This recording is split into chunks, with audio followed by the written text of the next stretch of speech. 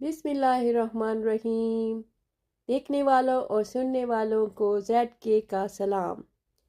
आज की कहानी जो मैं लेके आई हूँ ये मेरी एक सहेली सोफिया की है। कुछ दिन पहले मैं संडे मार्केट गई सब्ज़ी वगैरह की शॉपिंग के लिए, तो मुझे अचानक अपनी एक क्लास फेलो नज़र आई। उसका नाम सोफिया था। वो मेरी सहेली नहीं थी, मगर कुछ अर्सा तक मेरी क्लास फेलो थी। मैं उसको मिली और मुझे देखकर बहुत खुश हुई और बोली कि मेरे घर आओ। मैंने वादा किया मैं बच्चों को स्कूल छोड़कर कल तुम्हारे घर आऊँगी। सोफिया शोखो चंचल लड़की थी। हर वक्त हंसती मुस्कुराती और कहके लगाती रहती थी। उसका सहेलियों का बहुत बड़ा ग्रुप था।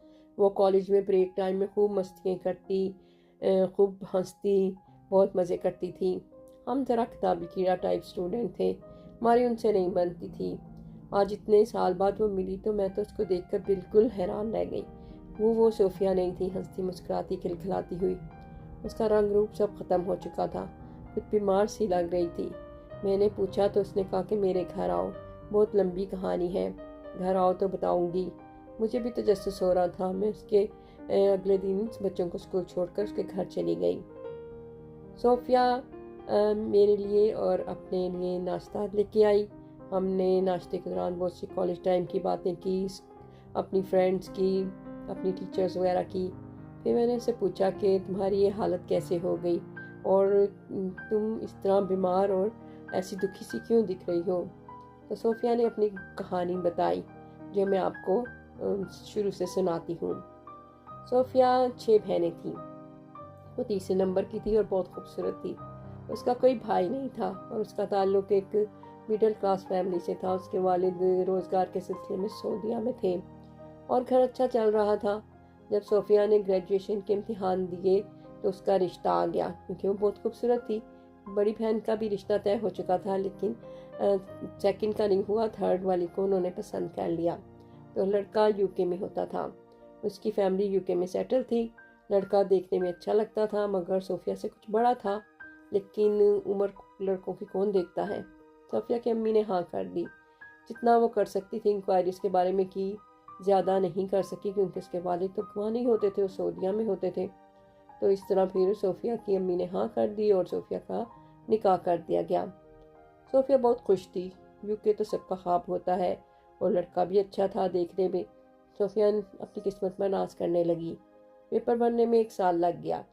साल के बाद सोफिया यूके के सिटी मैनचेस्टर आ गई। उसका घर अच्छा था, 2 बेडरूम हाउस था, गार्डन था। एक रूम में उसके सास ससुर रहते थे और दूसरे रूम में असद और सोफिया रहने लगे। सास ससुर एक ही शरीफ से इंसान थे और अपने काम में लगे रहते थे। दोनों जॉब करते थे। असद भी जॉब करता था, अच्छा कमा लिया करता था। जब सोफिया आई तो कुछ दिन बहुत अच्छे गुजरे, खूब घूमे फिरे, मज़ा किया। 1 महीने के बाद अचानक सोफिया को पता चला कि उसका शोहर जुए की लत में मुब्तला है। जो कमाता है जुए में उड़ा देता है और घर माँ बाप चला रहे हैं। सोफिया ने असद से बात की तो वो तो फट पड़ा और बोला, मेरी लाइफ में दखल देने वाली तुम कौन होती हो? खबरदार, आइंदा तुमने मेरी लाइफ में दखल दिया तो मुंह तोड़ दूंगा। सोफिया ने तो कभी ऐसा रवैया देखा ही नहीं था। वो तो बहुत परेशान हो गई। उसके वालिद बहुत अच्छे इंसान थे, उन्होंने कभी उनकी वालदा से इस तरह बात नहीं की थी। सोफिया डर गई।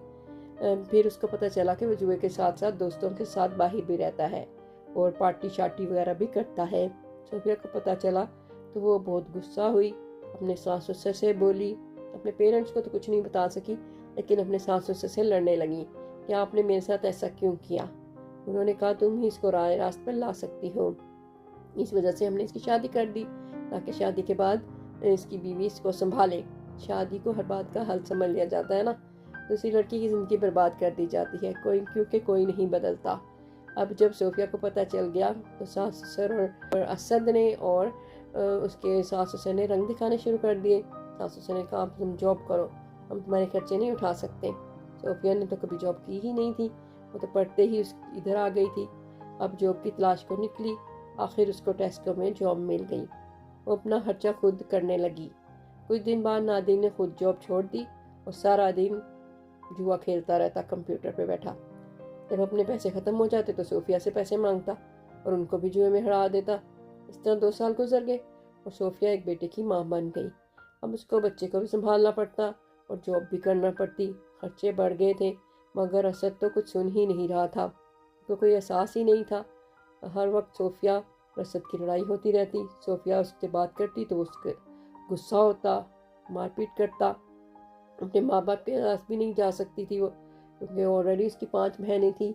और वो क्या करती, जब सोफिया असद से कुछ कहती तो वो सोफिया को बुरी तरह डांटता।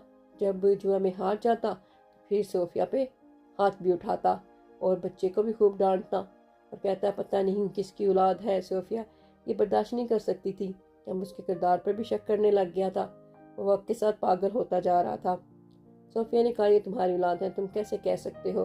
तो बोला तुम्हारे किसी नाजायज़ ताल्लुक की पैदावार है। गुस्से में पता नहीं क्या क्या बकता रहता था। और सोफिया तो अब ये बर्दाश्त नहीं कर सकती थी कि अब उसके किरदार पर भी वो ऐसी बातें करने लगा था। बच्चे को उठाकर सोशल सिक्योरिटी वालों के पास चली गई तंग आकर और उन सबको बताया।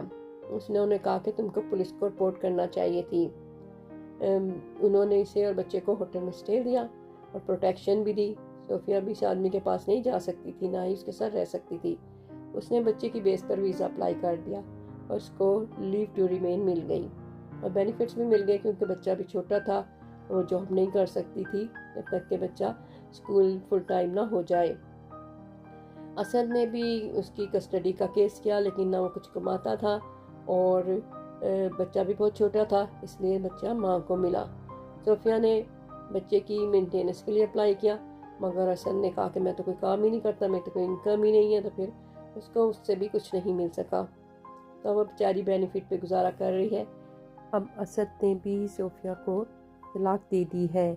सोफिया की वालिदैन से इल्तमास है कि वो बाहर मुल्क में रहने वाले लड़कों की अच्छे से इंक्वायरी किया करें और बाहर रहने की वजह से अपनी बेटे ऐसे टॉक्सिक लोगों को न दे दिया करें। अब सोफिया के लिए अपने बच्चे की परवरिश कर रही है। खुश तो है, मगर अकेले ज़िंदगी बहुत मुश्किल होती है। आप सब सोफिया के लिए दुआ करें कि उसकी ज़िंदगी की मुश्किलात दूर हो जाएं। मैं भी भारी दिल के साथ घर वापस आ गई। मुझे तो वो हंसती मुस्कुराती सोफिया नज़र आ रही थी, एक शक्की और शराबी जुआरी आदमी ने उसकी ज़िंदगी बर्बाद कर दी और सोफिया यूके आकर बर्बाद हो गई। अब हम किसी और अच्छी सी कहानी में अब मिलेंगे नेक्स्ट वीडियो में। मैं अब इजाज़त चाहती हूँ। अल्लाह हाफिज़, रब राखा।